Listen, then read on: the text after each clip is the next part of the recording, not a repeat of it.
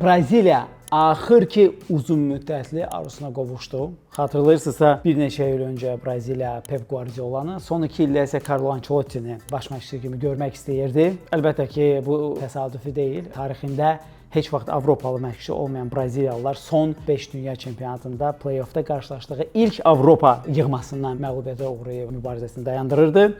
Bu dəfə Braziliyalıların çox uzun müddətli bir hədəfi, istəyi, arzusu milli komandaya bəlkə də 6-cı ulduzu gətirə bilər. Çünki birinci olaraq Carlo Ancelotti'nin uğur qazanması üçün onun uzun hazırlıq prosesinə ehtiyacı yoxdur. Yəni biz Carlo Ancelotti dəstxəttini dünya çempionatında gələn il görə biləcəyik. 2. Ancelotti Real Madriddə və əvvəllər Milanda olduğu kimi ulduzların ətrafında oyun qura bilir, bütün oyunçuların maraqlarını güdməklə. 3.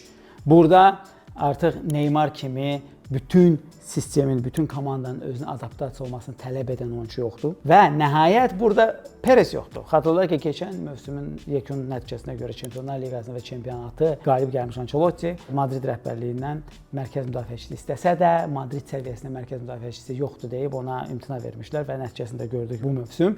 Ona görə də Ancelotti istədiyi futbolçulardan heyət qura biləcək. Sizin fikrinizcə çox tezli dediyim kimi bizlərə oyunlarını görməliyik Braziliyanın.